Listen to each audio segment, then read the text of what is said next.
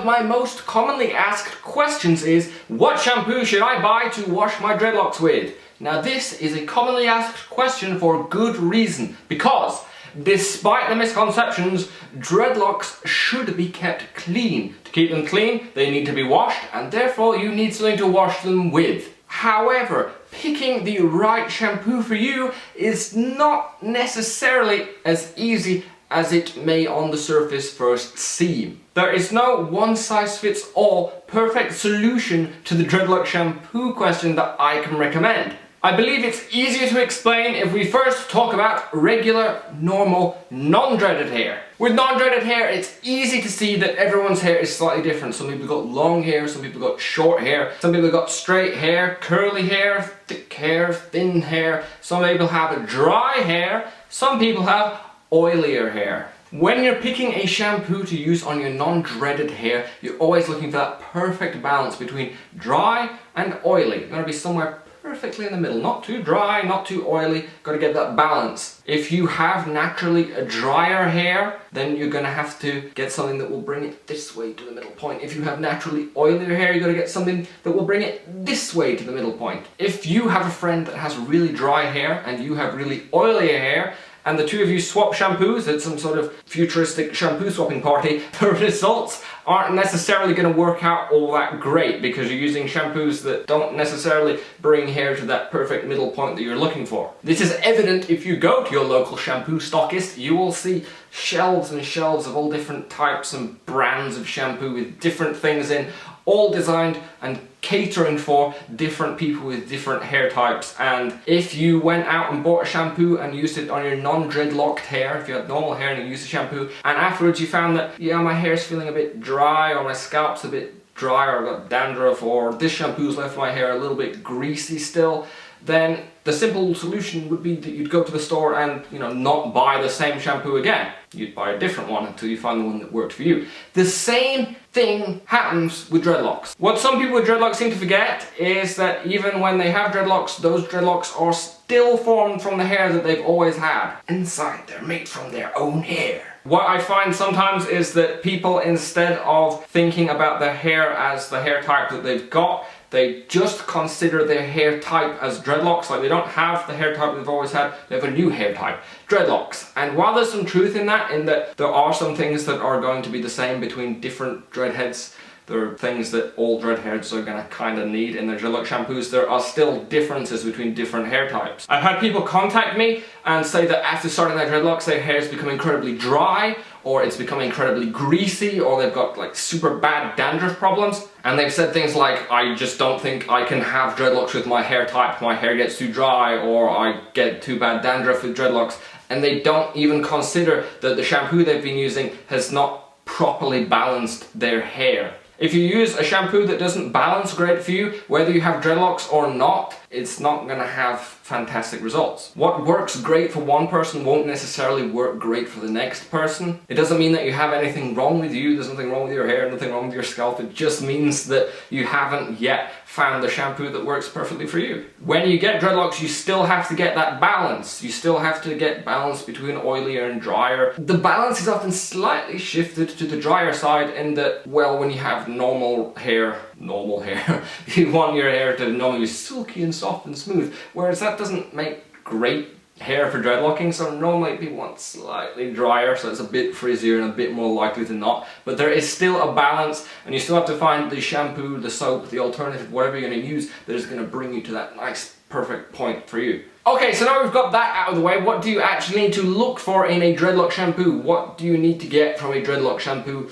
to make it work on dreadlocks? You're going to want something that washes out effectively from the dreadlocks. You're going to want something that balances your hair, as we've talked about, and you're going to want to get something that is economically and practically viable for you in your situation. So the washing out, you're going to want something that is low in residue. Whatever you put in or on your dreadlocks, you're going to want to make sure that it comes back out again. If it doesn't, it's going to stay inside, and then when you apply more, that's going to stay inside, and when you apply more, that's going to stay inside, and it's going to build up in the form of residue. Anything built up inside the dreadlock can slow down the dreadlocking progress, It can also lead to the washing process not leaving your hair feeling all that fresh because, well, it's not, it's got stuff still stuck inside it. And the residue can then trap moisture that can lead to mold, dread rot, all sorts of nasty things. So you want something that can be washed out of the dreadlocks easily and effectively. A lot of dreadlock shampoos will therefore list themselves as low in residue or usually residue free. This means that they've been specifically designed for the purpose of washing out of dreadlocks while leaving as little behind as possible. In my experience, in actual practice, no residue-free shampoo is going to be perfectly 100% residue-free for all people in all situations. They can still leave behind small amounts of residue, but the point is if you have a shampoo that is designed to be as low in residue as possible, it's going to leave behind significantly less than those that are not designed to be residue-free. What you're looking for, or at least what I look for, is something that leaves behind so little residue that it never builds up into any sort of noticeable quantities. If you're deep cleaning your hair regularly, semi-regularly, deep cleaning will remove any built-up residue. So if you deep clean your hair at regular intervals, basically if you have a shampoo that is not building up into anything significant between deep cleans, that's fine. Most residue-free shampoos are gonna work fine over periods like that. However, as I said, I don't think that you'll find one that is perfectly 100% residue-free forever in all situations, in that if you didn't deep clean your hair forever, eventually you will find that the residue does start to slowly build up. Another step that you should take in order to avoid excess residue being built up is to not use more shampoo than is necessary. You don't actually need to use all that much shampoo on dreadlocks. It can take people by surprise because there's so much hair and it's voluminous. And when you come from normal, often long hair, you can be used to using quite a lot of shampoo in that, you know, you put it on regular hair and as soon as you're in the shower it just washes straight off. With dreadlocks, you need to apply soap to the scalp. That's where the oils come out of your head and kind of get stuck. They don't coat all the hair like they do with regular hair because it doesn't really travel all that well in dreadlocks. You need to wash the scalp and the soapy water will then sort of travel as you rinse out and over the dreadlocks. This doesn't actually require all that much shampoo. To put into context, for a wash, I use about half a teaspoon of liquid shampoo. That's not a lot of shampoo. Obviously, the more you use, the more you have to rinse out, the longer it will take to rinse it out, and so the more likely it will be that some gets left behind, so you don't want to use more than you need to. And obviously, you don't want to use more than you need to because you have to pay more then because you're using it faster. Something that is also worth briefly mentioning is the local water hardness. This is going to have an effect on how residue-free your residue-free shampoo actually turns out to be.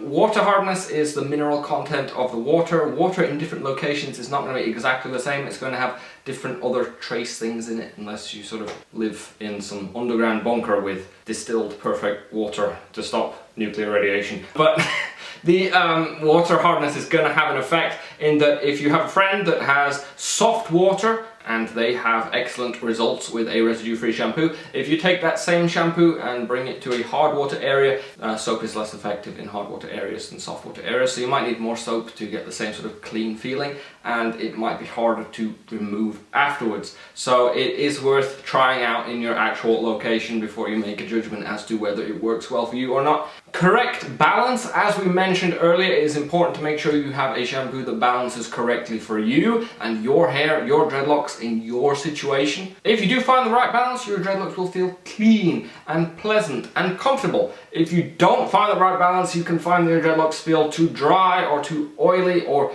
itchy and irritating and not all that great to have. It's not all that easy to find the perfect shampoo just by browsing shampoos online, because obviously all shampoo manufacturers are going to say that their shampoo for dreadlocks is the greatest, even though in practice most shampoos are going to have mixed results, as you can maybe gather in that everyone's in a slightly different situation, but you are going to have to test different ones out until you find the one that works best for you. I would recommend trying out as many different ones as possible, and eventually, sometimes you might find it on the first try, but eventually you will find one that you just use and go, yeah, this feels great, and feels great over the long term.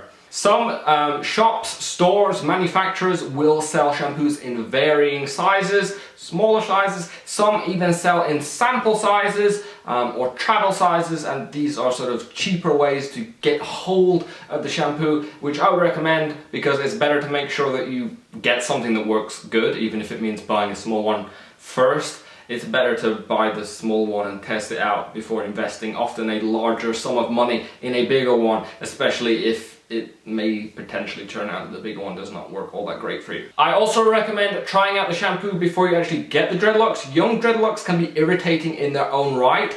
If you then throw in a shampoo that doesn't necessarily fit all that well with you and your hair, if you haven't tested it out beforehand, you're kind of gambling in that you could put it on and you may find that it leaves your scalp like toasted dry.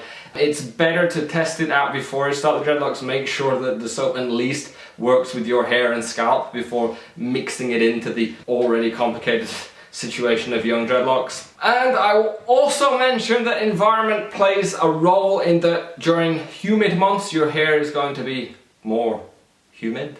Compared to drier months, your hair is going to be drier. People with non-dreadlocked hair seem to notice this a lot more, at least it's sort of accepted a lot more, and that people will often say, oh, the weather is playing havoc with my hair. People with dreadlocks for some reason don't seem to always take this into account and will use the same shampoo in the same mixture in the same quantity during summer when it may be more humid, and when it gets to winter and it's freezing and it's drier, obviously the hair is also going to get drier, and people will get confused and often come to me and say, I've been using the same shampoo for months and now my hair is super dry. I'm like, well, is it winter? You have to pay attention to your hair and adjust what you do to it according to what it needs. Economical and practical practicalities. This is something that is often overlooked. With the internet being a global place, when you're looking for information on dreadlock shampoos, you can easily go out and find reviews on different dreadlock soaps, different dreadlock products. For example, you can read a review on a dreadlock soap. They might say it's great, it's perfect, but they live in Los Angeles and have bought a dreadlock soap that's made locally, and you may live in Sydney, Australia. It may not be all that practical for you to be trying to get that particular soap if it's not actually sort of brought over and redistributed in your own country. There is no point trying to get a soap that you can't actually, get a hold of when you need it. So your local availability is also going to play a role in what dreadlock soaps you can actually choose from. In most circumstances, your choices are going to be pretty much exclusively online availability, online choices. Some people are lucky and live in places where they can get a hold of soaps, shampoos that work for them. They can pick them up in person, but it's gonna depend on where you are and what you have access to. Dreadlocks are a pretty small, pretty niche market, so most shampoos won't be designed to work for dreadlocks because there's so few of the dreadheads walking around, and for this reason most shops will therefore not usually stock something that is specified for dreadlocks, so it can be quite difficult, and online is normally your best bet. A criticism that is often made of dreadlock shampoos is that they can be quite expensive, especially compared to off-the-shelf shampoos. You can go to a normal store and find shampoo for X amount of pounds, and then go and look for dreadlock shampoo and find that it's not an insignificant amount more. You pay more for dreadlock shampoos. And this is because most off-the-shelf shampoos are made by large companies with large factories, and they can bring down the cost of their operations quite low because they're mass producing lots and lots of the stuff. Whereas dreadlock shampoos, again, small niche market, often small companies, can be one company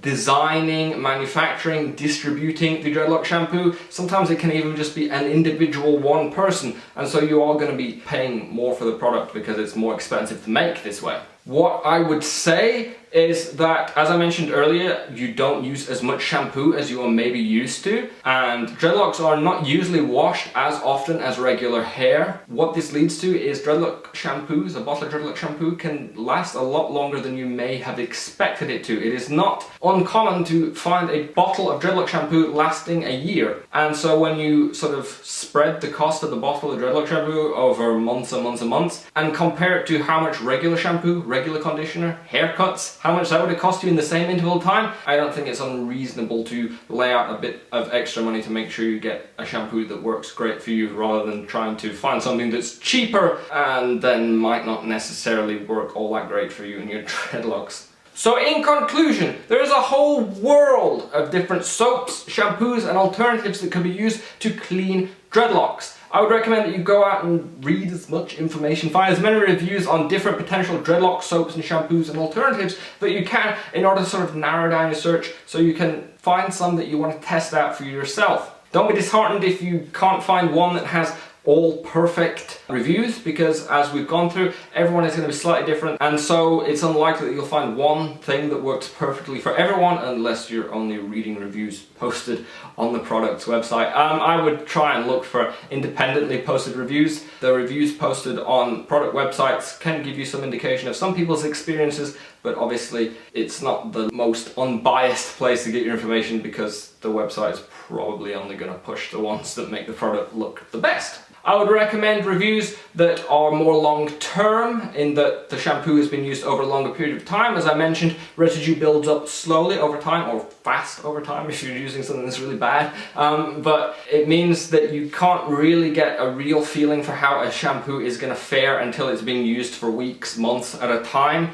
After one wash is not really a good indication of whether it's going to build up or have any sort of long-term effects. Remember, everyone's hair is different. It might take some time before you find the shampoo that fits perfectly for your situation and hair type and where you live. But once you found it, you found it. You can just buy the same one again. You don't have to continue searching. I will leave you all with a question now. If you have dreadlocks and you've washed them with something, would you use that something again? Leave down in the comment section what you regularly wash your dreadlocks with and whether you would recommend it. I'm almost certain that if I go reading down in the comment section, I will find some that I like and some that I don't like. And likewise, you will most likely find the same, because everyone is different. I hope you found this video informative, helpful, useful to you in some way. If you did, you can click the like button. If you'd like to see more videos from me in the future, you can click the subscribe button. I'd like to thank you guys for watching. I hope to see you again next time. Farewell!